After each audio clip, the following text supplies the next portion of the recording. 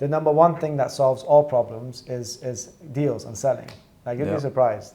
I will guarantee you it solves every problem as long as the sales keep coming through. Assalamu alaikum wa rahmatullahi wa barakatuh, everyone. It's a glorious sight in front of you. Rather than just seeing me with a blurred out background on the webinar, you're seeing Mr. Kassai next to me, beautifully lit up. We've got Husayn, who's our VC head, who's also joining us. And we've also got a podcast recording going on at the same time, because we thought it would be good to capture this for posterity's purposes as well.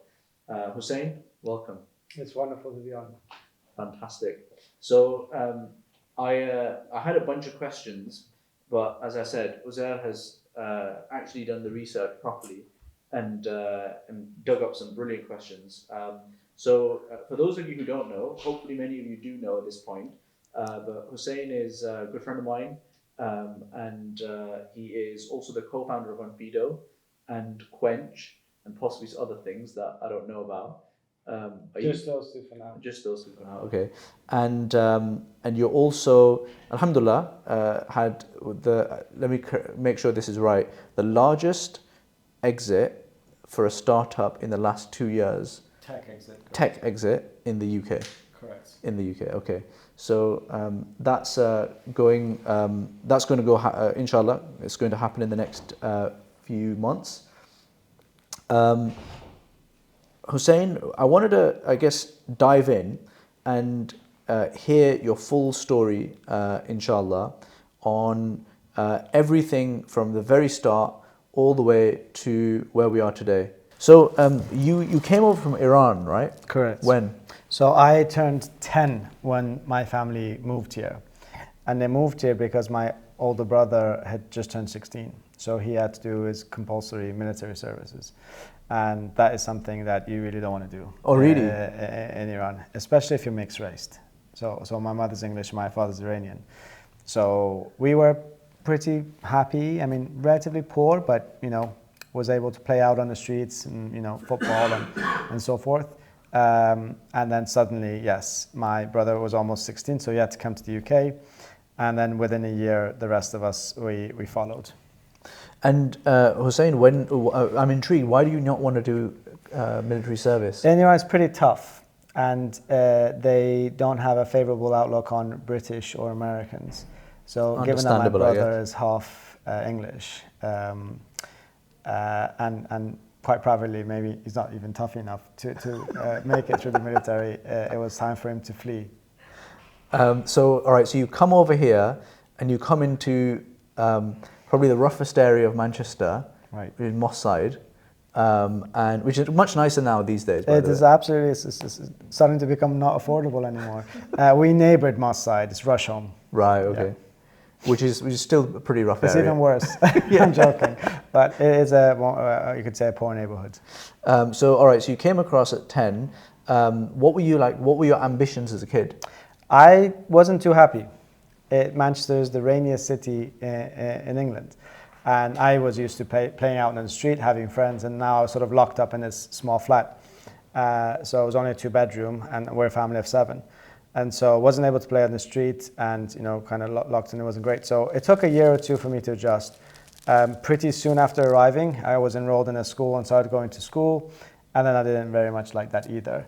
So it took a bit of time to get used to, but as wherever you go, you don't always choose. I was pleased to be back with my brother, though. And did you speak English when you came across? I spoke broken English. So my mother, her native tongue, whenever she wanted to tell my sister something, without me and my younger brother finding out, she would spell it out in English, or she would speak English. So me and my younger brother always had an incentive to learn, just to figure out what they were saying. So I could speak broken English. But when I went to primary school, this was Plymouth Grove in Manchester, they were kind enough to give me and my younger brother sort of special support. So there was a lady, I'm actually not great with names at all, but I remember Mrs. Salvatera was her name. She came and sat with us, I want to say 1 hour a day, may have been 2, and she'd help us practice English, and within a few months we were actually able to participate in normal classes. Amazing. Yeah, so I had, interestingly, a similar experience in Cardiff, of all places. Because I came across at the age of 5, barely able to speak Urdu, let alone English. And yeah, I remember, I can't remember the name of the teacher. Maybe I'm not a lot less grateful than you are. How was it like when you guys got here? Like you mentioned like in your previous podcast that there were some struggles like in terms of like identity and stuff, and that's sort of what initially birthed the idea of Onfido in you. There were small things that I remember really vividly. So I was 10 when I came over. And one of the things I remember quite well was, and again, the first day at school, lunchtime, I found my younger brother, who's only sort of a year younger than me. And we went to the canteen and we sort of started getting food. And I can't remember what it was, but it was beans with it. So we came and sat down and we started having beans with a spoon because in Iran we don't have beans. And we weren't too pleased with the food anyway. And then there was this other kid sitting nearby saying, "Oh, look at them. They have their beans with a spoon." Where they come from. And my English wasn't strong enough to sort of argue that, I promise you, where we come from, we don't have beans, we got much better stuff. But anyway, that is a early stage memory. But more broadly than not, it is, so in Iran, prior to coming, there were 1 or 2 instances where I was like picked on for being English, even though I couldn't speak the language, and I'd only spent in total a few months here when I was born. And then coming over to England in the first few months, it was definitely, for a 10-year-old, it was this strong feeling of, this isn't where I'm supposed to be. I don't feel like I belong. Very, very happy to be with the family, but no friends or no recognition. And, it's funny for them if we have beans with a spoon or similar stories like that. And there was this issue of clearly like not having that sense of belonging. So when you talk about identity, that was part of it. More like social identity, but more importantly, the legal identity. So my parents, who originally had been here but hadn't been for about 15 years, they had no credit footprints anymore, and so they couldn't open a bank account or rent in their own name. And I remember for the first few months, it was like a constant issue for them. And I remember thinking like, how important must this be, having a legal footprint in a country? Because without it, you can't really function. So that did stay with me over the coming months and years and beyond, just figuring out what is this legal identity issue, how hard is it for them to prove that they're not money launderers or whatever it may be, and how can one go about, fixing it? Or that part came much later in university. And that's why I was really pleased, once we started Onfido, maybe 5-6 years in about 2018, we became the #1 software provider for all the mainstream banks to verify people's identities. So that was quite nice. Well, like this credit system, like for example, I've been in the UK 3 years, and it still basically is based on how long you have lived in the UK, and you've talked about like how exclusionary this is. Yes. It's like it keeps people out of the system as opposed to, and there's like fraud also in it. Correct. So then that was the de facto model for identity when prior to Onfido. Yes, so the model was broken and it still is as far as the credit bureau model. It goes back 150 years. Migrants would arrive in New York and they'd go and buy things from shops, and sometimes they'd do it on credit and sometimes they would not repay. It's always a minority, right? But it's a problem. So there were these 2 brothers who'd go around and create a log of everyone who had basically bad credit. And they would add that up and pool that amongst these different small shops. And that evolved into a micro credit bureau, and that eventually became sort of acquisitions and so on, made it into Equifax as we know it today. So it was a 150-year-old process. And so for me, when I started learning more about the credit bureau model, it excludes half the world's adult population who are underbanked and unbanked, kind of like my parents who had no footprints here. And for everyone else who is supposedly banked, it's so easy to commit identity fraud on it. I can steal your date of birth, name and address online and pretend it to be you. So it excludes and it doesn't add any security. And so what we built was verifying your identity without you needing to have any history. You show your government ID, take a photo, and you take a short selfie of your face, and online and digitally we're able to verify you and lower the cost and increase the security, which meant that fintech or financial services can now be accessible to many more people. Amazing. And so Husayn, we all studied Oxford. So how as a kid who couldn't speak English at the age of about 10, did you manage to get into Oxford and into the E&M program, Economics and Management program, which is one of the toughest ones, right? I think it's like a 5% acceptance rate, something like that. How did that happen? Whether you call it a fluke or a mistake, I winged it in. No, but I remember I was probably around 16, just starting college. And there was this, my school was amongst, probably still is, the fifth largest in the country. So there's a small group of about half a dozen who were booked on a trip to come to Oxford just to visit. And I somehow was sort of accepted onto that. And I came as a visit, really not expecting much. Truth be told, prior to that, I'd heard of the Oxford Dictionary, but I had not given too much mind space into Oxford and so forth as a university. So when I came though, what I remember the first day was there was a meeting at some point, and there was an agenda around how they offer generous bursaries and grants. And the lecture started, and until that point, I wasn't paying too much attention to the whole event. The first thing that lady said, who was convening that lecture, was, at this university, it doesn't matter to us your financial background. If you work hard, you can get in. And that's the moment I just hadn't even considered it as a serious prospect. But from then on, I sat up and I started listening, thinking, hey, it can actually happen. And so a year later, I applied and was certainly not expecting in any way to get in.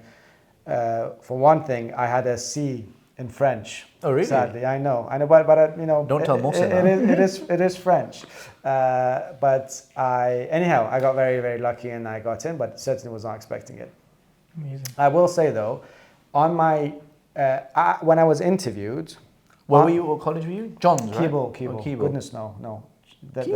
Keble College. Oh, the right. other side of the road. You didn't live on campus though, did you? I did. So the main rival to John's. Right. Yeah, the poorer version of John's. Right. It's completely different in architecture. It's a red brick one. It's got a bit more of a history of allowing people from sort of diverse backgrounds to enter. Imran Khan's old college. I'm afraid so. No, not afraid so. Maybe I'm pleased. No, well, I'm very happy with Imran Khan's old. He got a third class degree though, apparently. I didn't know that. I didn't know that. He's playing too much cricket. He was. But when it came to, so I do remember when I came for the interview, I was certain that I hadn't gotten in. On the trade ride back home, for some reason, I was quite frustrated with myself, going from Oxford to Manchester. And I promised myself that I would want to play a role in bringing about an approach to have equal access to great education. Because when you go for an interview, even if you're not expecting much, just being in that surrounding and just being around sort of academic excellence, it makes you want to do that. If you're a curious learner, it'd be weird if you didn't. So I remember not only being certain I'm not going to get in, but also, quite frankly, being very annoyed, saying, I knew that I'm good enough, but obviously my interview wasn't good, so I'm not going to get in. But I would really want to play a role in one day helping bring about that quality to others. Wow. And I got a surprising call 2 or 3 months later saying, we would want to give you a place. I got rejected elsewhere, by the way. I applied to 5 places. Manchester and Oxford let me in, or gave me an offer. But I believe it was LSE, UCL, I think Warwick, I may be wrong on that. 3 others rejected me. LSE and UCL rejected me as well. Really? Yeah, hey, there we go. I hope they're watching. I mean, LSE I think is fair because I said I'm applying for PPE and I applied to government and economics in LSE. So they were like, this guy's clearly not taking it seriously. But in any case, so Husayn, you arrive now bright-eyed and bushy-tailed in Oxford. You've got into Keble. You dove, I think, pretty much straight in to the entrepreneurship society and all the kind of different societies, right? I did. So the first time I didn't really like it too much. Just university, it was in many ways, imposter syndrome and so forth. But what did give me comfort was actually Entrepreneur Society and the ISOC, where we met. And the Entrepreneur Society is mostly because I've always had an interest in trade, commerce. Back when I was 10, prior to coming to the UK, I remember going to the local bazaar in Tehran, in a place called Tajrish, just being really curious and interested in people buying and selling things, and more as a trade than anything else. And so when I came to university, I wasn't interested in, there's goodness knows so many things going on. I sought out what entrepreneurial societies there are, and I sort of joined. Amazing. I mean, I'm going to come to you in a second, Jose, because I know you had some questions around this. From what I recall, I think the Entrepreneurship Society was effectively like defunct or dead, and then you reinvigorated it. So in the third year I was there. So the first year I was there was actually very active and excellent. A lady called Victoria Lennox was now in Canada doing a big entrepreneurship thing there for the government. She was the president at the time. Then the second and third year, it was sort of really in a bad place, as student societies are. And then so when I was lucky enough to become the president, we raised just over £52,000 in sponsorship, and we ran, goodness knows, so many events that I'd like to think we contributed to sort of reigniting the entrepreneurial energy into the university. Interesting. 52,000, that's a lot. Pounds, yes. Yeah. So maybe we changed the model on raising sponsorship. Everyone would go around saying, can you please sponsor us, and we'll put your logo on our website. But we said something else. We said, what is your recruitment budget? And whatever that budget is. We said, we will do a curated event for you at, for instance, a business school, where you come and we'll guarantee we'll bring 80 MBA students and 20 graduates. Will you tell us what you want? We'll bring them. And you are then able to present, have half an hour in front of them, present, and get them to apply. And apparently they were happily to pay £10,000, £15,000 for that, but only £2,000 or £3,000 for your logo. And so we changed, we turned it into like a recruitment engine. Fascinating. And it's saying like this Oxford, like, did it contribute to the entrepreneurship spark? Like, did you think like it helps being at Oxford in terms of entrepreneurship, or it harms? Like considering you're going into a top university, like generally there'll be like expectations. You're gonna go out and become a banker or a consultant. Yeah. So there's the substance, and then there's a signal. Okay. In substance, it probably can harm. So you go there and you learn about all the world's problems, and then you're told to go and become a banker or a consultant. And there's nothing wrong with that. There is just an issue around, there is a pressure put on you that you can't now leave and take a risk, because there's expectation of a certain job and a certain salary, so you get a mortgage and so on. So that's not conducive to people jumping and starting things. And that's why statistically, as a university, it is actually not in any way good at entrepreneurialism.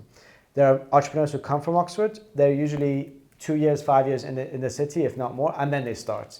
Oxford Brookes is far more entrepreneurial statistically, as people from university leaving and doing something. Because of Oxford Entrepreneurs, I got so much exposure that I was able to jump straight away into sort of a startup. And because my parents, essentially, I was 4 out of 5, as I mentioned. At that point, I wasn't getting too much attention, so I could get away with what I wanted. But to substance, not what you learn necessarily doesn't help necessarily. And if anything, there's pressure around, you can't really take as much risk because you're expected to conform to this, like a prestigious thing. But as a signal, it does quite significantly. So if you leave and you're asking for investment, and on your CV, resume, LinkedIn, you say, look, I come from one of these 20 universities, I think it does help you get investments versus not. And that also speaks to why, as I've been explaining to people, I'm in a very lucky, privileged position because I was able to raise investments, and that was because of these signals that I had on my CV, partly from chance and luck. Because we all have friends, cousins, others that are far brighter than us, far more capable, at least me, I should say. Speak for yourself. Sure, far, but they just haven't been given the same potential opportunities that I have been blessed with. And that's a real shame. It's a loss on both the country and lost potential too. Amazing. Yeah. Husayn, why not banking or consultancy? So as it happens, in my first year, there was a Spring Insight Week at Merrill Lynch at the time. And so there was like some sort of competition. My flatmate wanted to apply. I joined the team. We got in for a week. And then I was there for a week, and I realized that you get a vibe and an energy from a place. And the energy and the vibe, again, no disrespect to bankers, we have good friends there, and that they feel fulfilled, and that they are human beings. They are contributing, and if you say so, they are also, as Ibrahim says, human beings. But I just didn't get that energy, and I understood that you don't learn as much as you might want. You're mostly doing basic stuff for at least 2 years, and then there's a promise of learning. And I felt that this is after 2008, right? And I just studied economics, so I was fundamentally against all their models. I said, this is completely broken, and you're You're carrying on doing what is not working, and you all know it, and I know you know it. So that was what was bizarre. In fact, there's someone called Gary's Economics. Oh yeah. He's just about to release a book this month in March. Right, well, next month in March. And he, just a few years prior, had apparently left and gone to became a trader at one of these big banks. And he's written a whole book on why it's so flawed. I had those feelings at the time. I obviously didn't know Gary. I still don't know Gary. I just follow him online. But it speaks to why there's such a fundamental broken system. And in large part, what spurred you, I'm sure, to set up IFG and so on. Yeah, absolutely. I remember we had David Cameron's old teachers, Tony Karakis, and I was not very good at economics, if I'm honest. But so I remember he asked me, "Do you know what the ISLM model is?" So I was like, "I don't know that, Tony, but I know what the ISLAM model is." and then he smiled, and then he gave like a 2-hour lecture while smoking on how he created modern Islamic finance, which is not true, but he did anyway. All right, so Husayn, let's fast forward into ideation mode. Like how did this thing that's exiting now birth? So I was at university, as one does. There are many competitions that go around. So I applied to a few, and as you're applying for these competitions, you have to put something on paper. And I played around with a few ideas, but there was one that was sort of stuck with me, and that was the one that was still relevant from my sort of experience at the age of 10. And that was, how can one go about doing a better job of verifying your identity online? And it was at that time where I met two friends, one of them being Rahul, who's now sort of a technical co-founder, and saying, look, this model's broken, you need something better, we need to do government ID, and we need to bring it all online. And that's when he started telling me about his machine learning research. So as an engineer, he did a thesis around spotting wildlife in 25,000 photos of the jungle. And he said, look, machine learning is the natural application to verify if government IDs are fake or not. And my question was, can this happen and be better and more accurate than the human eye? And he said, absolutely. The theory is there, it just hasn't been done. So at that point, it was a case of, okay, we now know what we need to do. We know the problem, and we have known for a long time. But now for the first time, I'm hearing a solution. And machine learning or computer vision is like the predecessor to Gen AI that now is more mainstream. But this is sort of a more basic version of it. So that's the idea. But the challenge becomes, it's only possible if you get tens of thousands of government IDs. And government IDs are the most sensitive data item of any in the world. Everyone's very precious on it. I kept going to family members, neighbors, friends, cousins, saying, can I have a photocopy of your driving license? Looking very enthusiastic. And outside of my mother, no one else would give it to me. And even she wasn't sure what it was for. You can only imagine, you would be in your early 20s? I would have been 20, exactly 20. You go into banks and stuff and asking them for data, ID data on their customers. Correct. So I set up a business, I applied to Equifax. Can we have an account with you to essentially do some of the basic data? No one did identity verification properly, but we can do some database searches. And I've got a letter, their rejection letter. We've actually got it up on the office. It's laminated, where they just reject us opening an account with Equifax. But anyway, so we found a way of getting ID samples slowly, and that's how we started to build our models. Amazing. And how was it in the black market, was it? Not quite, although I have gone there as well. Oh, yeah. You try going to San Francisco asking for fake IDs, tens of thousands, and I've done that. But I did that because that was needed to train our models to make it better. But there's no lawful way to do it, so I won't expand any further. That's a great way of doing it. So next time I get caught, I'll be like, look, I was trying to train my model. Exactly. What we ended up doing, we started doing a database search for some clients that were happy to wait for 24 hours because the database took 24 hours to respond. That meant we had 24 hours to verify the IDs. And we could manually verify IDs in 24 hours. So we started I was the first person processing, then 5 or 6 people, then 500, then 1,000 people, manually verifying IDs. But that meant we started getting samples of IDs. That's mad. We started to build models around those. So you were doing were you marketing it as automated, or you just 24 hours? The database took 24 hours. There's an API that was a government database that took 24 hours. So the client did not expect anything before 24 hours. And that meant we captured all the data, 24 hours later to get the results, but they gave us time to also do the ID checks in that time. That's mad. Yeah. Did you know at the start that it was going to be this big? Oh, not whatsoever. Like, not in any way.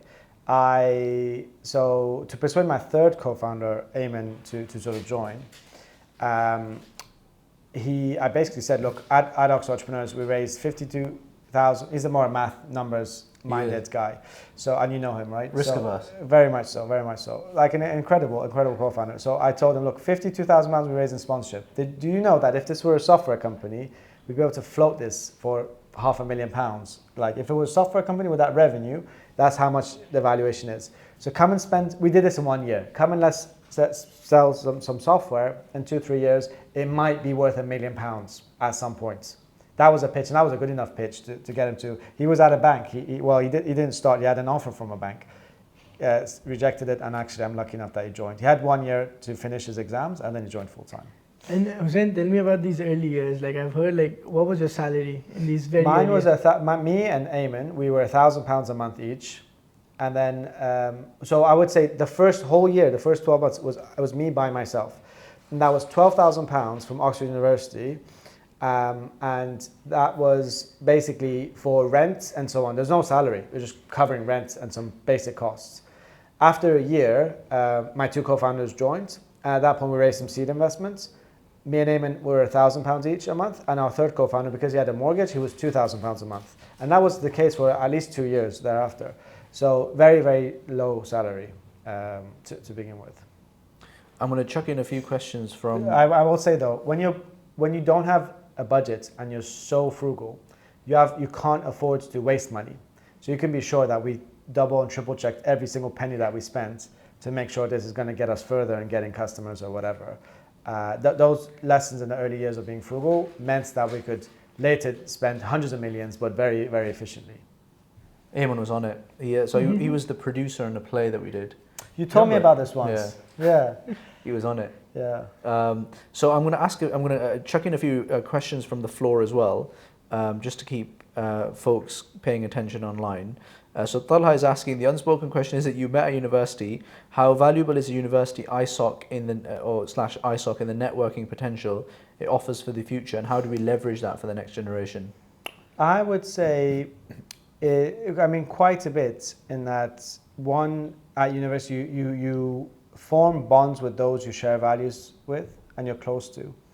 So if I had like 5 or 6 groups of friends, one would be those who in my building, and another was like those studying my topic, and another would be 2 or 3 others the Iranian society, Persian society I was involved with, and then there's the ISOC. If I think of 4 or 5 groups, I'd say I have more friends today, 12 years on, from the ISOC than the others actually. So in that sense, it's the bonds that you form. For me, at least, the ISOC was very much a key one. But more than anything, university is like a cold, alienating place, right? With all these big brick buildings, mostly built by slaves, by the way, as I came to. Oh, really? Funded by slavery, not built by slavery, slave, right? It's a Rhodes Scholar and so forth. Codrington Library, was it? Codrington Library. Correct. Old and so when you're in that setting and you're away from home, being in a group of friends where they keep you on track, they remind you how important studies are and so on, helps. So I've been very, very fortunate. Yeah, no, absolutely. I actually studied with one of the ancestors. The descendants of the Codrington Library guy. Really? So I was just like, I heard about the library, and then I looked at my tutor partner, who's this guy called something Codrington, and I asked him, and he looked very sheepish. It turns out it was his ancestor who set that up. So he's a slave plantation owner. Husayn, I wanted to ask you, in the early days, how did you go about building out the team? The main thing was 2 co-founders. After sort of the first co-founder, Rahul, I'd worked with 5 other engineers, programmers, coders, and none of those were sort of working out. But Rahul was the first one to come, code away, and crucially, he had proactive. I'm not technical myself, so he'd be proactive, saying, what I'm saying is stupid, let's do it his way. And I was like, if you say it works, it works.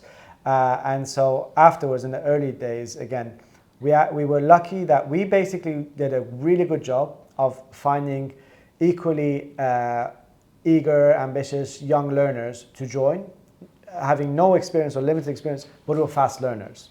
And we trusted each other, and then they would learn to later become experts at finance, legal. Some of them became engineers, and certainly some of the best salespeople came as junior people. So 2, 3 junior people could join my team and would go and sell, and they would learn and I would learn, and then they just would develop. Or 1 or 2 would join Rahul's team or Ayman's. That is, we relied quite heavily on, because we couldn't afford anything other than junior members, but instead they were really in the trenches with us. They really learned from us. It was sort of a amazing period of fast learning, being frugal, and crucially being pioneers and innovating as far as like you're selling something that is people are using, and that is that in itself is feels quite good. So if you're for profit company, the number one thing that solves all problems is deals and selling. Like you'd be surprised. I will guarantee you it solves every problem as long as the sales keep coming through. And this culture that you had at Onfido, I've heard like there are like 14, 15 founders from Onfido who've gone on to start their own companies, and like they played a big part in this European ecosystem. Very much so, because from the early days we told everyone, so my title might be co-founder, but I'm expecting you to also act like a co-founder. We're going to give you a lot of equity and share options. I think it's exploitation when you have people that are working really hard on a very small salary if they're not equity owners, right? And I would encourage anyone who's a part of any company that is either fast growing or is hard, if you're not an equity holder, you're being exploited. That's my personal view. And just the way when you're young, your parents tell you the first chance you get to go and buy, don't rent. It's the same with a job. A job pays your salary akin to a rent. You really ought to ask for equity. So because they saw how little we knew, how thick we can be in many areas, I'm only partly exaggerating, and how we basically had this spirit of culture, learning from each other, like making it happen. I'm very pleased that it's sort of inspired them to say, hey, if these thickos can do it, why can't we? And jumping and doing their own thing too.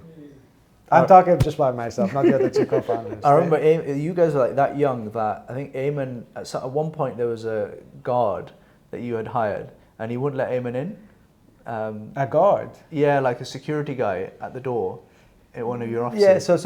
Yeah, there would have been, so we moved to a bigger building where we could afford it. And I suspect what you're talking about is the first or second day when we moved in, he didn't think Ayman would have been in this like serious building because he wasn't wearing like a shirt or so. We're all t-shirt people, right? I have to wear shirts because I'm meeting with clients.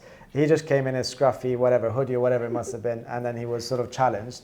So I don't know if they called me or Rahul saying, is this guy pretending to be a co-founder or is he real? I said, no, he's real, let him in. We should have told them, no, let him out, keep him out, but no, I'm joking. No, I love that story. Yeah. Husayn, I wanted to ask, like, in the early days, when all of this was happening, did you actually have an idea? Is Onfido where it is today what it was then? Absolutely not. Absolutely not. I think companies have 3 phases in my view, startups at least. Pre-product market fit, product market fit, and then scale. I don't think we got to actually proper product market fit till late 2016, early 2017, and that's a full 4 years after we started. So in the early days, you have a vague vision. It's like, hey, it doesn't make sense for so many to be excluded from access to services, for us to be dependent on credit bureau models and so forth. So we need to do a better job, and government IDs and facial biometric, it seems to be the right way. It was as vague as that. It's only became late in 2017 that was better articulated and like consistent and driven. And at that point, when you have more than 100 or 200 people, you need to be better at communicating and so forth. So no, only but 2017, I would say when we were at product market fit and like scaling, And how big was the team then? About 150 or so. Vision became clearer. The mission, the strategy, the teams, everything kind of started to line up. And that's when we went from maybe maximum £1 million a year to like breaking tens and then hundreds of millions over the following years. And any mistakes that you can recall from that time, like the early days? Just too many. But if I go back to the underlying reason and cause of all of those, you have in every organization, in my view, essentially people, processes, and priorities. And almost every mistake that I look at and I scrutinize why, it's usually hiring people that are not a fit. And a fit, A match is in two ways. A competency fit, are they able and competent to be, and it doesn't have to be today. So you have to know what you're looking for. And second is, are they a cultural fit? Do they share our values on teamwork, on collaboration, on putting the team first before themselves and so forth. So wherever we make a mistake, we made mistakes of which we made very many. If I trace it back, we kind of compromise on one of those two things. And that's in part why I'm focusing on my new startup, which is all about developing team members. And as I've heard, like you guys had an internal Onfido score for culture. Yeah, so we rewarded team members who exhibited our cultural values. We had it on our mugs. We had like a monthly call outs and rewards and so on. And we'd specify what you did for if you solved a massive engineering bug on like a Saturday in the US, wherever it is, you exhibited this value and we celebrated that. Yeah, being a culture fit across the company was known as being incredibly important to us. And Husayn, I wanted to ask about the moment that you knew that you'd hit product market fit. What actually after 2017 for me was most thrilling was actually getting world-class team members. So when I was able to persuade some genuine world-class team members from Facebook, Amazon, others to leave their jobs and come, that for me was one signal of product market fit. Another and how much had you raised to be able to do that? Was it? I imagine there was some function of raise. At that point, we'd maybe raised, I'm just guessing 2017 was like $20 million in investments. Oh, right, okay.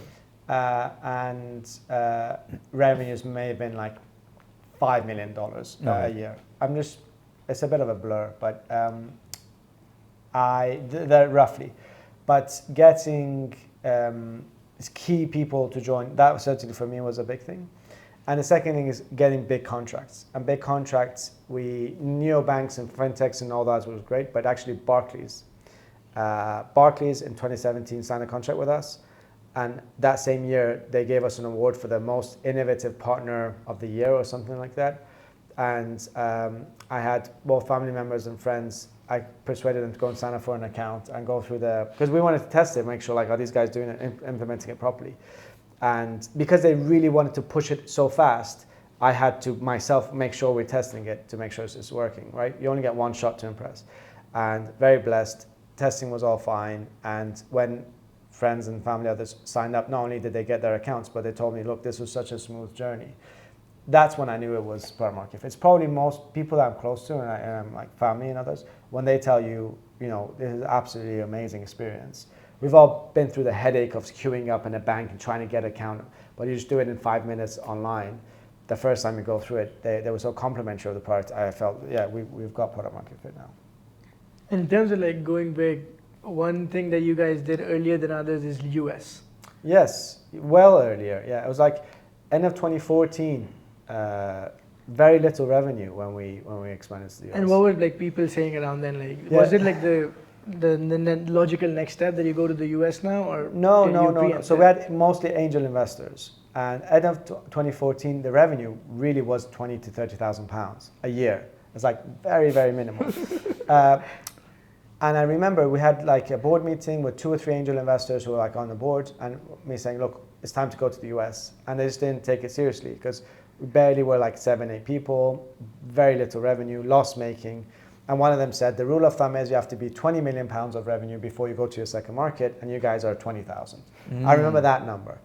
And I said, okay, sounds great, thumbs up. They went home, and the next day I made arrangements to move to the US myself, moved to California, because what we knew that they did not was that this was actually a race for data. The first company that races and gets the most amount of IDs builds the best machine learning model to detect fraud the best, and therefore is able to sign more clients, right? And I tried to explain that it didn't work, so I gave up, but I knew for sure that would be the case, and I was lucky to have like an amazing team that would enable me to leave while things carried on. I went to the US and started setting up there. End of 2014. It took 2 years to properly get like a big client in the US, but I'm really glad we did because it's our biggest market.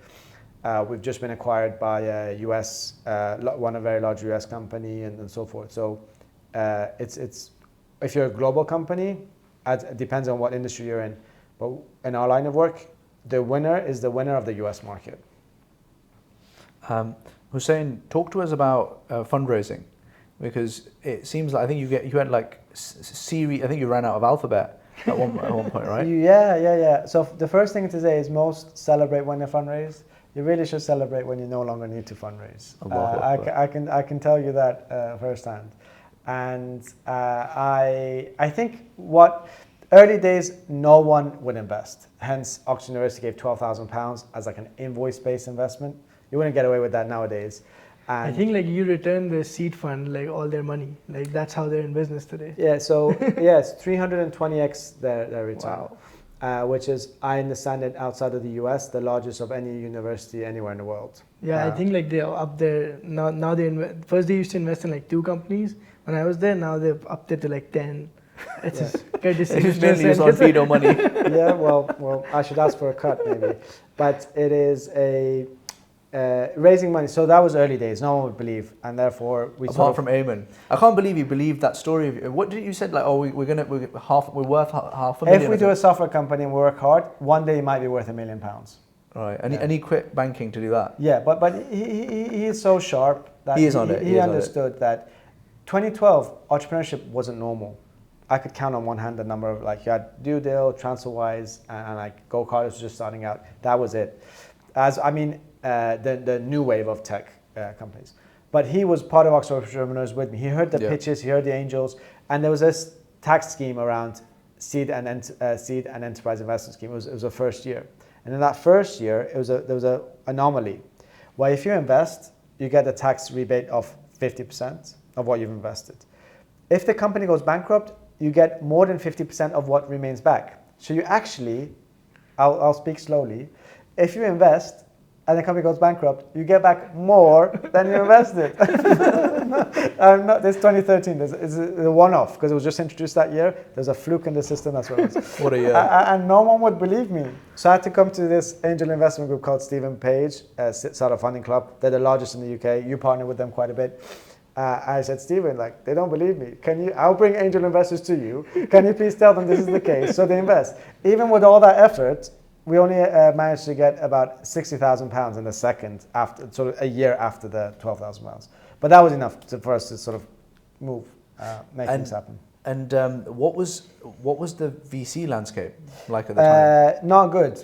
So later, pitched to very many in the US, and they kept saying this thing was very annoying. We'd go to California, move and like present and whatever, and they'd say, we like the story, but we'll speak in the next round. What does that mean? I'm not a storyteller. I'm not right. I don't want a book contract from you. I want your money. But the ones that we form and it's a relationship, it's a gut feel, really. When we started raising more from European funds, and later, and they're not really value add. You try to avoid it if you can, is the truth. But later, when we showed all the numbers and showed all the traction, raising money became easy. Your head of finance goes and just talks them through the numbers, and usually you get some sort of offer. It's obviously more complicated than that. They want meetings and presentations, but their decision comes from numbers in the later stages. At which point you don't need to persuade because you've got like many options. Yeah. In the early days, though, they want to know the team. They want to know, it's a gut feel. Do I believe that this is the team that's going to happen? And do I believe in the potential? And 2012, 2013, that was a hard thing because no one at that time thought people would take a photo of their ID and send it somewhere. Nor would they take a selfie. Selfie was not big at that time. So that's what they were taking a bet on. In the early days, much harder than the later ones. And who are the memorable investors? You try to forget investors, if I'm being honest, if it's later stage. But the early ones, beyond helpful and incredible. But we got Salesforce and Microsoft as investors.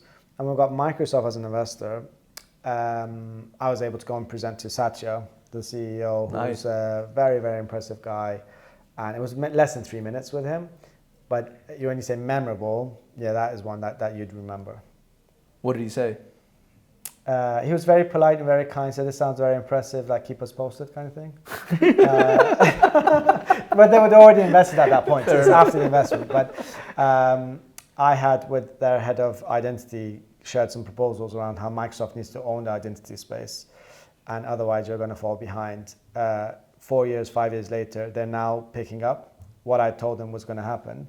And so I think they probably regret not taking identity more seriously. Interesting. But they did invest.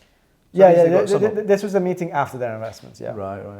Fascinating. And how is the difference between? So now you initially you had angel investors who are being a bit of a ball ache and asking you lots of questions. Angel ones are fine. Are they? I was saying VC ones weren't, but angels were fine. Oh, Yeah. really? Yeah. So the VC ones were the ball ache.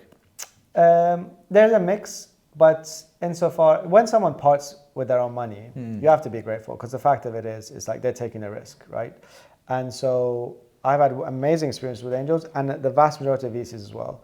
But the question becomes, one should not celebrate that. That's not the milestone. Getting customers, getting an amazing team member to join, being recognized for your cultural diversity, whatever, those are the things to celebrate. Not raising more money and so forth. That shouldn't be, founders I meet now, like optimizing for the valuation, optimizing for the raise. I think I have a more traditional view on that. Agreed. And then like, so all this journey, like starting from university till 2020, I think like you were the CEO and you left the CEO position in 2020, I think? I did in 2020, correct. 2020. How is it, like, why the exit? You took a year off. How was that year off? So we were doing very well. We're basically 80% year-on-year growth, 74% gross margin, 8.2 Pecan score. Pecan score is like a cultural score out of 10, and 8.2 is like really, really top performance. But the investors wanted us to sell the company to IPO. I did 2020, the identity multiples were basically the valuation of companies were like very high. And so I didn't want to. And therefore they brought in a CEO to help sell the company. It was supposed to happen within 6 months. It took more than 3 years to get there. But I took a year off and then started building the startup I'm working on now, Quench.ai. Amazing. Tell us about Quench.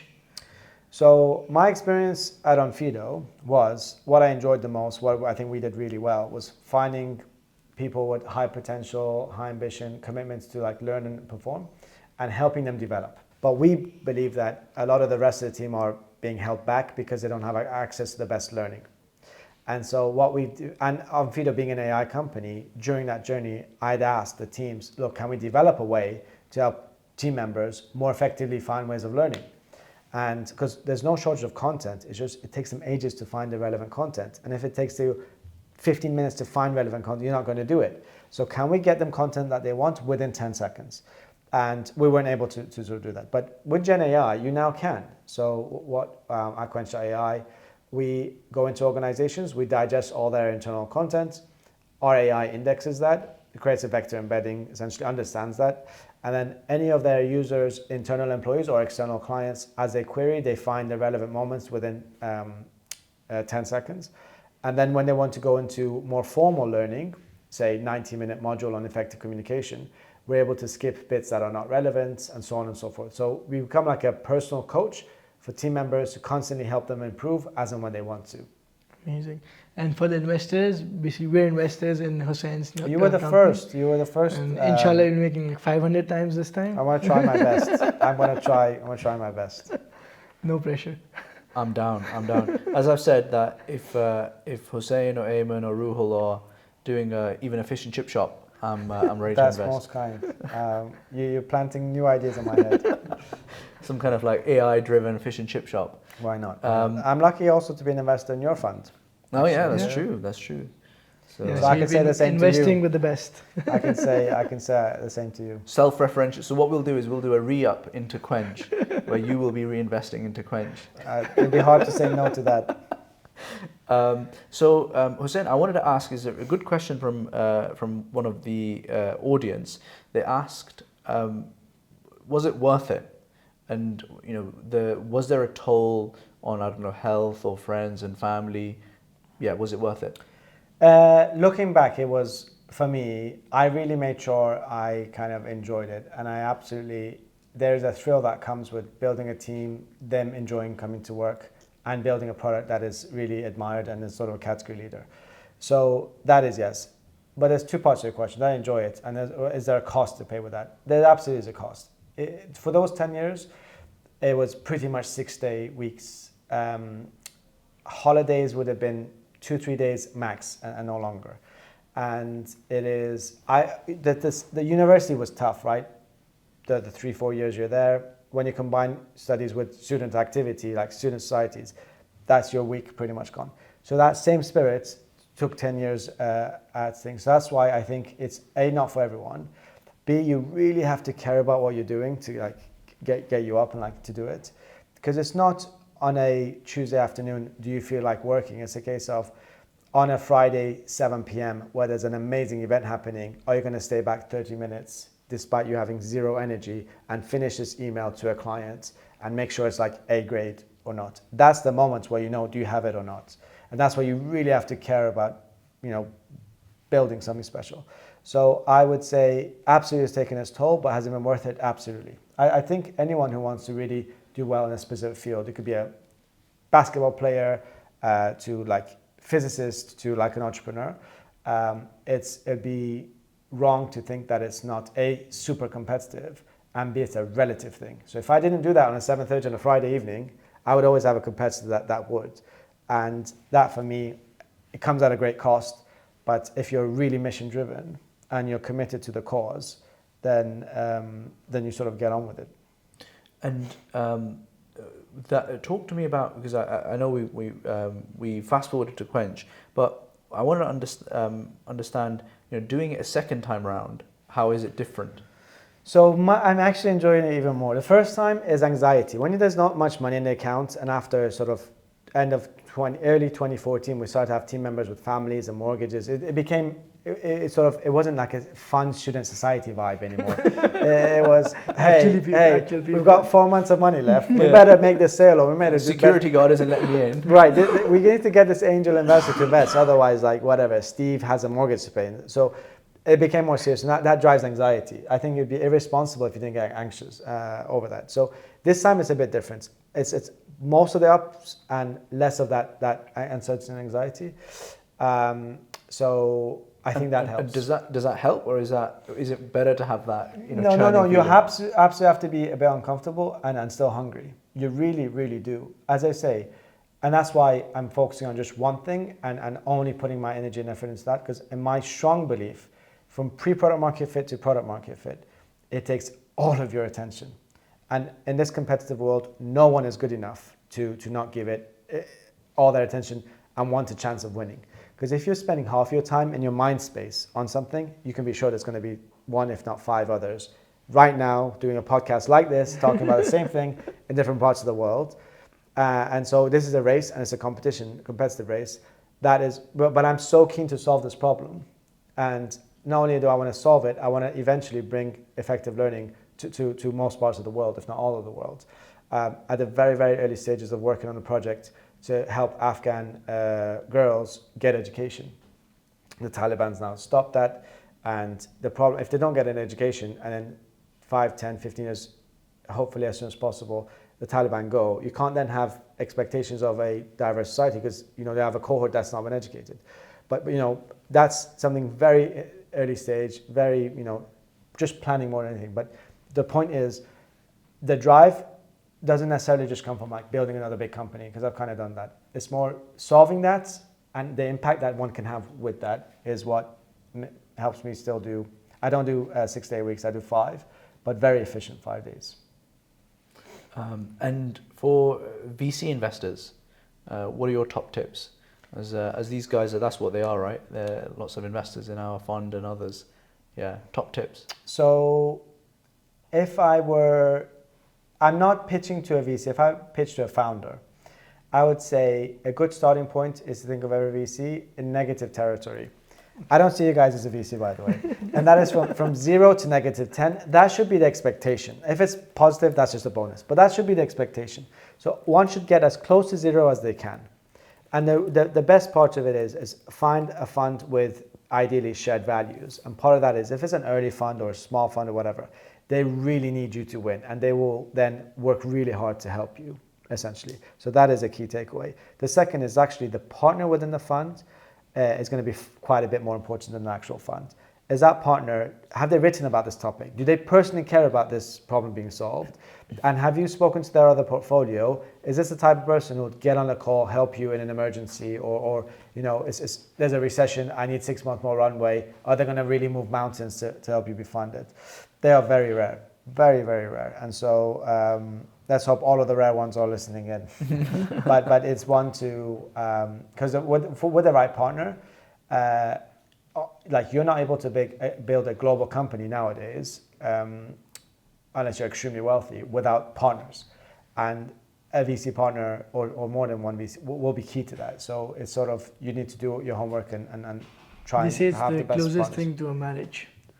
Any personal relationship is heavily a emotional and trust-based one. The VC one cannot be anything like that. The VC one is purely a level-headed business transaction. And you really need to, that's why the analogy for me doesn't fit personally. And therefore, you need to go in knowing that, right? And that's why when I sort of sat across VCs in the later stages, because I became impatient after 2017. I got on so many no's. And now that, you know, we built what we said we would all this time, I'm not going to spend much time with you. So my meetings were short. I'll sit across the table saying, we're going to make more money for you than you've ever had and you ever will have. You basically have like 2 weeks to review everything. Send us one email with as many questions as you can think of. If they're not smart questions, we're not going to answer it.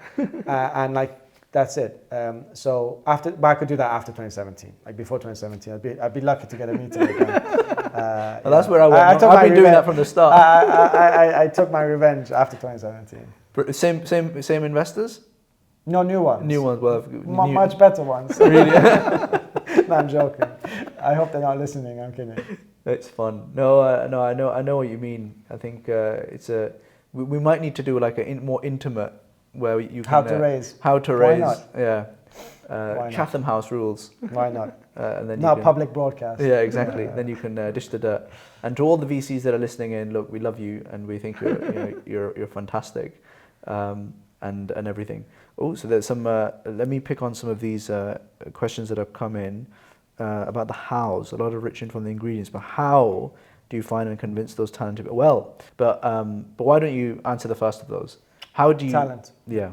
So a part of it is actually recognizing to begin with, what problem are you looking to solve? And if it's look, we have customer drop off when they're on the app of our clients. You need to understand, is this a conversion problem? Is it an architecture problem? Is it a user experience problem? You need to get really clear about what the problem is. Let's say the problem is a user experience issue. Then it's a case of what are the skills, not the job title. What are the skills needed to solve that problem? That's when you might go to advisors, right? Hey, you've hired for this, you've solved this problem in the past, you've hired. What is a job spec? What should I be looking for to solve this? Then you go out and you speak with 5, 10, as many people as you can from your network, and if not, your external options. And then everyone you interview say, like, in your view, this is the situation. Would you say this is a problem? And in your view, if you were to hire for this role, what would good look like? What are the 3 things you would look for? And when you hear that from many people, what they're doing is they're training you on how to hire for that role, right? And then when you hear common patterns, so like you can't have a growth or salesperson that doesn't mention the customer 10 times in a half an hour interview. You just can't do that. And so you get to know for different roles, what are the things, patterns that you should be looking for, and so forth. And ultimately, a lot of it's gut feel. If someone's hungry and looking to learn and develop and achieve, you can tell from their bit on their background, and also like how they come off an interview.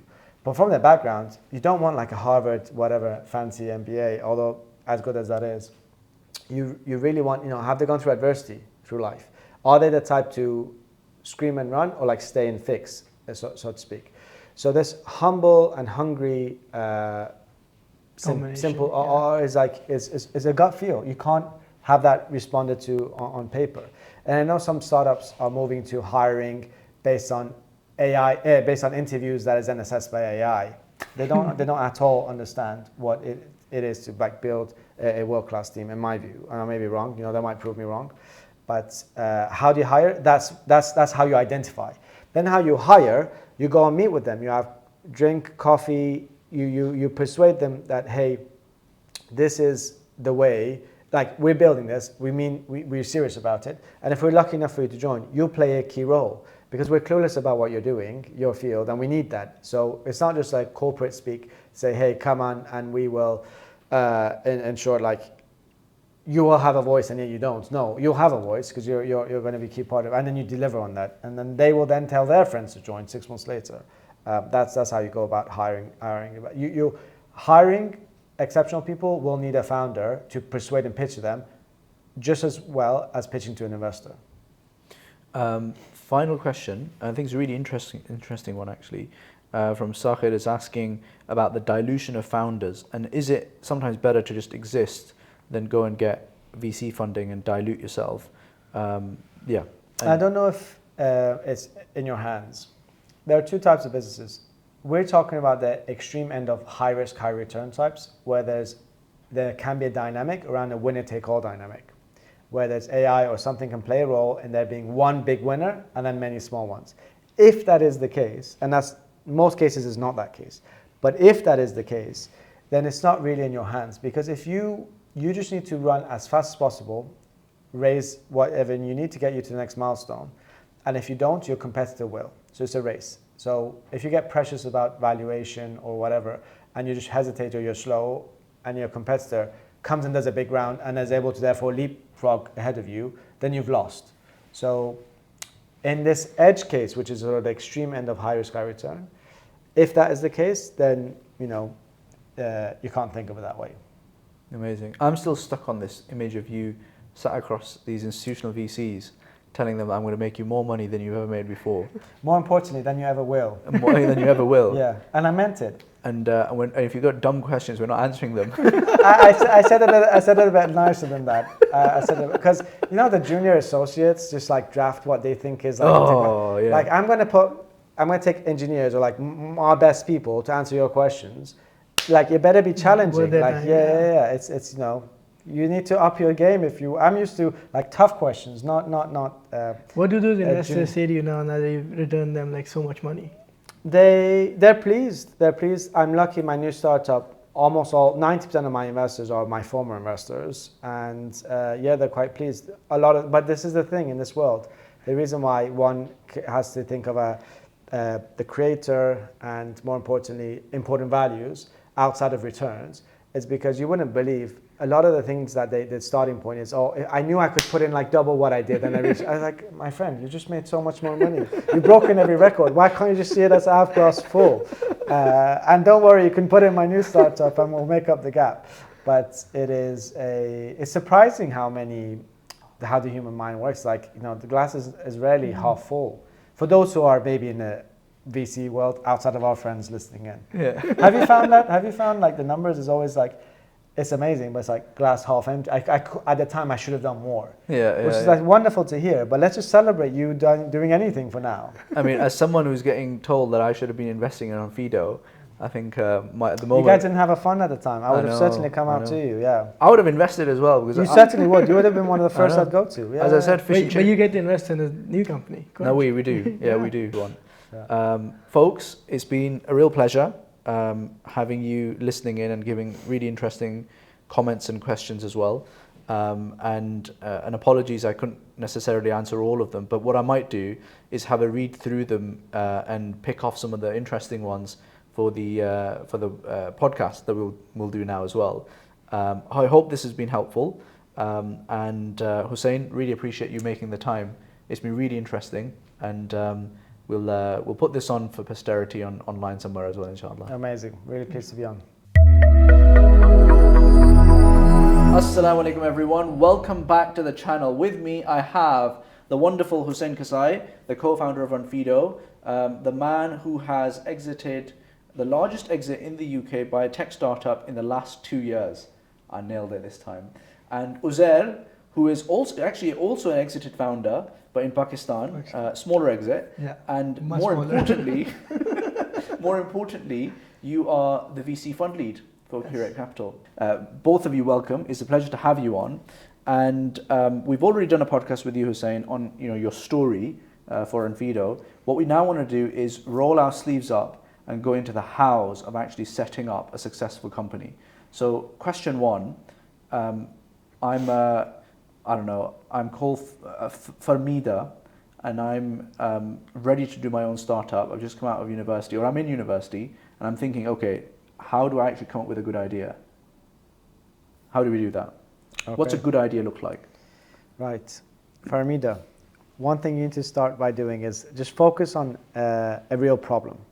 And a problem comes from a place of asking questions and getting into the nitty-gritty of how things work and what the problems there are. So if it's a for-profit company, that is something that, of the ideas I hear, a key question is this like a really, really serious, is it a problem, and will people eventually pay for it? That's the first part. And the second part is, if you can, get a team to start working on it and try your utmost to have a scientific approach, the lean method or similar, to essentially start a prototype and take it out and see are potential customers either to pay for it or essentially validate it. That's the most. And then the third phase is have a long-term plan of maybe raising investment if you need to, and then making it happen. But in short, the process I explained, you could try 3, 5, 7 different times over the course of university or soon after university. It's my hunch is if you're identifying a real problem, the rest can be figured out. But if you fail at that first key step of not actually focusing on a key problem, then you may not be able to fix it or able to have a viable startup. And essentially, is this a muscle? Is this something you can get good at over time by practicing? Like ideas, like you mentioned like 6, 7 times at a university. Like imagine I continue doing this. In my view, there's probably a bit of a balance. There's some who are naturally just amazing at just general ideas, like highly creative people at branding agencies or just like creative ideas. And then there's the others at the other end of the spectrum who might not be great at ideas, but actually sometimes they have another strength, which could be amazing execution or like hiring a team and operations, so on. So wherever you are in that, and ideally a balance is good. And if you are on one end, you want a co-founder certainly to be on the other end, you're then able to, it's not necessarily a muscle, it's just recognizing that we ought to be good at this. Much more important is if we think we have a problem, how can we validate if it's genuine or not? So that you can practice is a scientific approach to lean methodology and some similar way. Basically, prototype at the lowest cost possible, see if there's a minimal viable prototype that a customer would potentially pay for. That is the most, and that part you certainly can. And people, so you say that, Husayn, and people know this, right? This is one of the first things that everyone says to them, and yet they still mess up. Because I think they delude themselves that this problem that I'm solving is actually really a problem. Correct. And I've been there myself. So what could help is if you're a university and you're studying and you're doing this part-time, then it's a secondary thing. So you can try every year 2 or 3 different things until one of them catches on. And therefore, you're not actually sacrificing too much, so that at the end of it, if you are going to carry on your studies or go to a job, it is a pretty big leap, and therefore you want to make sure that this idea is actually validated by then so you can make an informed decision. The second thing is you might be in the world of work and you start off something might be like a side gig, and then at the point at which you get that validated before you make the leap, that's another way. When you are just full-time doing one thing, and quite frankly, if I put my Simon Cowell hat on, you're not solving a real problem. You at that point might be deluding yourself and thinking of, 3 more months or 6 more months or whatever, and that's not good. And the best thing with those who have a bit of seed funding, if they need it, is it gives you a run rate, it gives you a timeline, it gives you a runway. So you know definitively in 7 months the time's run out, the money runs out. So I really need to prove it in the next 7 months, otherwise it's not going to fail. And if you prove it, you will need to prove it to raise more money. And that's why that culture of being able to prove that this is a genuine problem, I've got a genuine solution, and that exercise of persuading an investor to part with money, that can help ensure that only the viable businesses stay and those who aren't, don't. And so Farmida has now come up with a nice idea, and it's solving a real pain point for the customer that she believes is legitimate, but she's not really fully worked out how she's going to solve it. So so she's got herself, she's got her uncle to give her a nice office, and she might have convinced one other person who's a friend of hers to join her. What's the game plan? So if there are 2 core parts, you're solving a real problem, then it's a case of, is this the best team that can solve that? Any massive company that you think of, I can't say any, almost all the massive companies you think of, at the point of inception, there would have been a few others thinking or trying the same things. Like before YouTube took videos online, before MySpace took social media online, and all these things, there would have been a few, sometimes dozens, sometimes hundreds of others trying the same thing, solving the same problem. What made the difference was, is this the best team that's able to solve this? So in this circumstance, the person's from university, so they're able to leverage from a wide pool of people that they can join as a team, especially if they're still studying and they're able to help part-time. Because when you're at university, it's actually an incredible opportunity. You will never be surrounded by so many high potential yet unemployed people in your life. And therefore, there's no opportunity cost for them. They're already paying their rent and everything from their bursaries or grants and so on. Or this is my day. Right nowadays, you're paying by loans. I'm sorry I'm sorry you're in that state. But it means you can actually form a small team, evenings, weekends, and try to solve it. And the short of it is, if you don't crack that, that's just as important, if not far more important than the problem, actually. The problem is necessary but not sufficient. You need the right team to actually solve it. So so your point was, if you're not sure about how to solve it, you need to solve for that. You need to get a team and figure out what you think is the best way to solve that. Otherwise, you'd struggle. We were convinced identity was a problem. There would have been hundreds of others who would have agreed. But then we were convinced that we're the team, and machine learning and computer vision is going to be the right solution for it. And that's when the two came together, and we, at the time, were able to execute it better. I'm sure there was a dozen others trying, but we did the best on execution.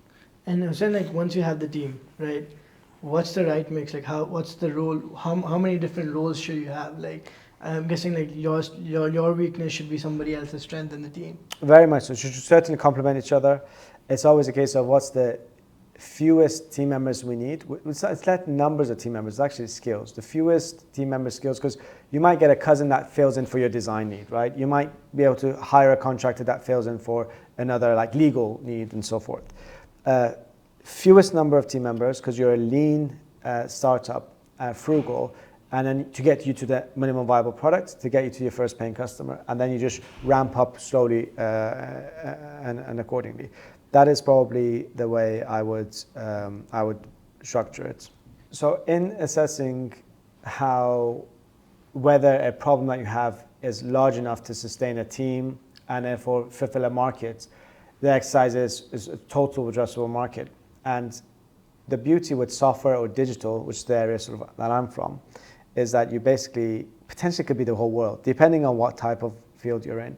So there's an exercise. The reason why investors really prefer, at least from my skewed world of like software and tech, investing is because these businesses, for the most part, are very, very scalable. So if someone is able to identify a problem that is customers are willing to pay for, that they're willing to pay for to a sufficient amount and on a repeatable basis or something similar, it can be a one-off as long as it's a big item, ticket, and so forth, to sustain a team, to then build and like solve that, then this could potentially be global. That's where you're able to raise large amounts and build a big company. Whereas you can scale that right down if it's a very niche local need that one person might need. And there's the question around what skills do you need? Every organization has people, processes, and priorities. These change on a continuous basis. The three main phases tends to be pre-product market fit, and scale up. Now, if I were to, in a very sort of crude way, categorize the three types of people you want. Very early stage, you kind of want generalists, potentially even junior team members, because they are figuring out, is their customer fit? If you get like a 10 years experienced salesperson, they're going to be very annoyed because they're not going to sell much in the early days. They're wired, the best salespeople are wired in a way that if they're not selling, they get like annoyed with themselves. So you'd be highly damaging to that person's self-confidence and your balance sheet if you do that. So junior people to begin with, generalists. Then as you get to product market fit a little bit later on, you probably want specialists. This is my security person, this person is my salesperson for banks and so forth. And at the very scale up, once you're 400 or 500 people and beyond, you kind of want a category that is essentially best thought of as like mission driven, in the sense that when you're beyond a few hundred people, you lose as an exec team, as a co-founder, as a CEO, almost all control about most things that happen. You have very little influence at that point. So you really need to heavily rely on the 5 or 6 people that are closest to you. And they in turn need to rely on the 5 or 6 people that are closest to them and so forth. So you really want at that point not to have yes men around you. You want as many diverse views and people that tell you, look, this, and challenge you, this decision is wrong, this one's right, and you want them to essentially speak truth to power and not play political games to say, oh, let's make this decision because it means my team is bigger and my budget's going to be bigger. And the best teams that execute at a large stage are those who have experienced people who are mission driven and basically don't bring politics or their personal gains in. So early stage, generalist, post product market fit, you probably want more specialists as a mix. And then much later stage, you want those who are definitely mission driven and speak truth to power. And I'm not going to call it loyalists, because it's not loyalty. If anyone does anything wrong, they need to be disloyal and tell the board and tell others. What you want actually is those who are holding the company mission, so they always speak truth to power. Husayn, a big part of success for me there will be to get out of the office and actually go and meet customers and talk to them. How does she do that? You are able to, what you have as a university student, given that that's a setting, people are quite receptive and open to responding when you send it from .ac.uk or wherever country you're from. As a university student, there's sort of an unspoken rule that more often than not, people will respond and give you 20, 30 minutes. So speaking with customers, you just have to be resourceful. There's now LinkedIn. There's loads of different tools. Find a person, get a message out to them, see if you can get 30 minutes of their time, and ask relevant questions, and then follow up and thank them and say, these are some of the summary points I learned. Thank you. I would love to keep you posted. And if you do a good enough job of that, they'll give you another 40 minutes, maybe 3 months later, and then another hour, 3 months later. So if it's structured in that way and you're resourceful enough, you're able to try your best to get there. And how do you sell to people when you have a product that's only like 50% there? So you pretty much are selling them what you do have and the vision. So what you have is, look, if it's a Gen AI business, right? We at Quench AI, we're selling a Gen AI business. When we talk to big customers or prospects, I was at a bank just this morning. It's a case of, do we agree that the future solution you're going to use is going to be a Gen AI solution? If the answer is yes, well, I can guarantee you that company would have existed either 12 months ago from now or 12 months from now. It wouldn't be a company that started 2 years ago, because Gen AI has only been around for a year. And therefore, you are now agreeing that you need to commit to a small stage company. And if what we have is your example is a half-baked product, but that means we'll have your inputs, and we exclusively want to work with one large enterprise where we will take your inputs to build for you. So instead of you having to spend £5 million on hiring an engineering team and so on, partner with us and you're getting the same but without the cost.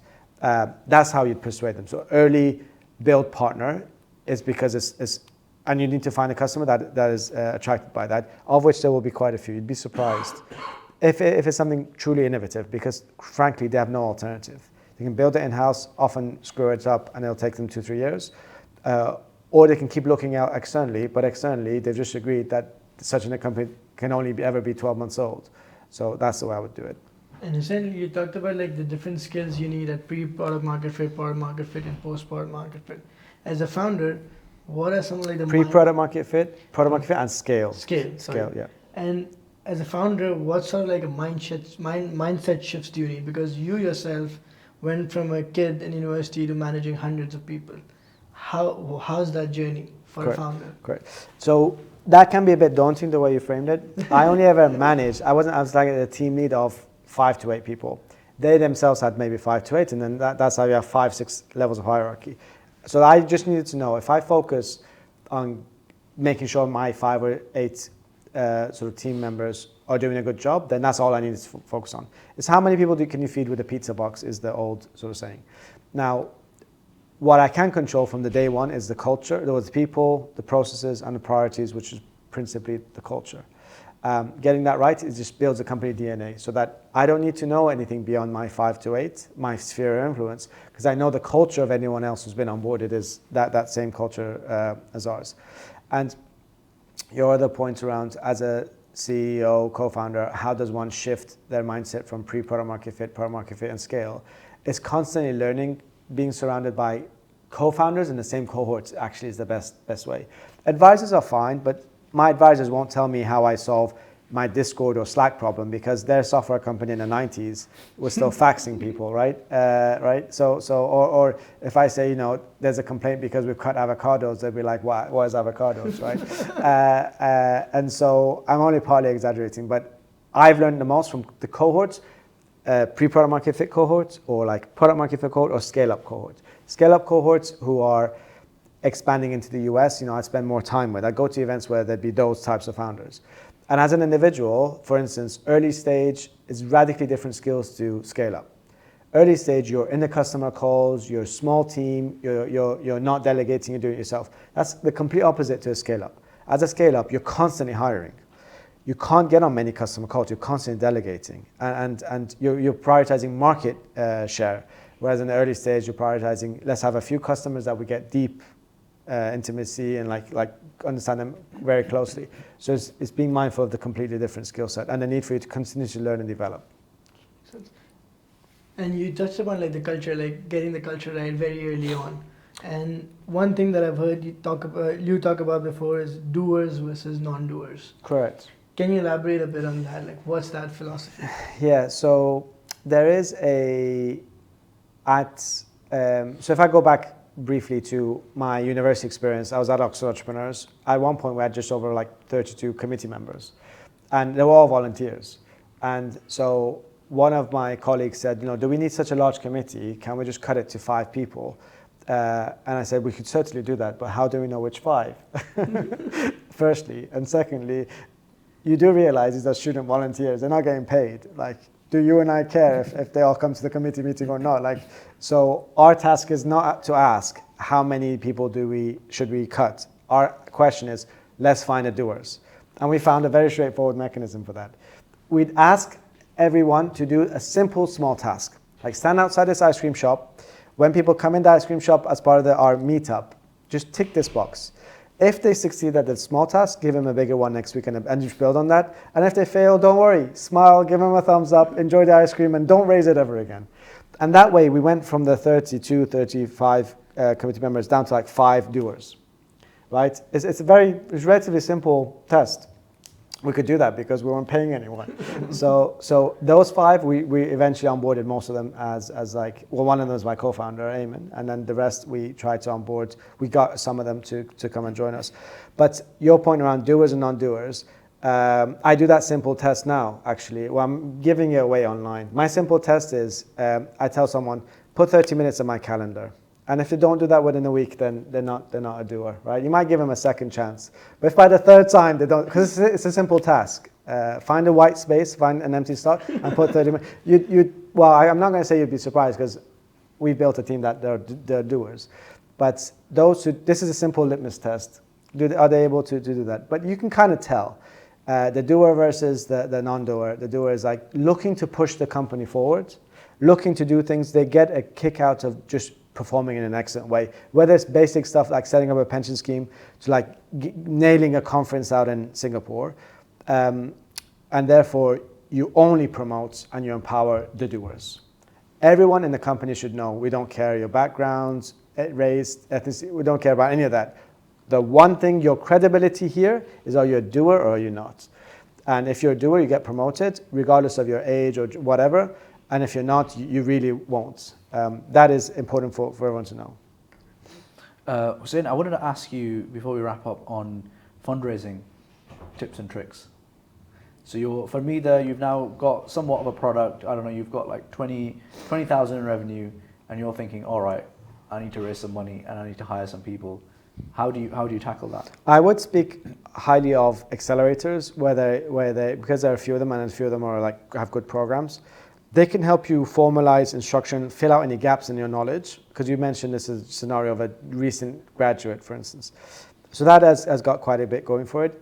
But if you don't need that, or you pick that up online or self-studies and so forth, you'd be able to just go and raise a pre-seed round. And nowadays, because of SCIS and so forth, it's a great test. If you can persuade others that what you have a genuine problem and that your team is the team that's going to solve it, that is a good test for you to raise a pre-seed. And then when you get the pre-seed, that's not the end of it. That's just the beginning of it. The first check is actually not the hardest. It often is a second check. So you now have someone's giving you a chance, or a group ideally have given you a chance. You've got 12 months, 18 months to deliver on what you've said, and you better work harder than you've ever worked, because if that second check does not come through, the party's over and you have to go back to whatever the plan B was. Consultancy. or similar. Yeah. Fantastic. Husayn, there's probably hundreds of other questions that we could ask you, but let us pause there, and we'll do further episodes with you, inshallah. Very much looking forward to it. At some point, and dig into it further. Jazakallah khair for your time. Yeah, thank you so much. Absolute pleasure.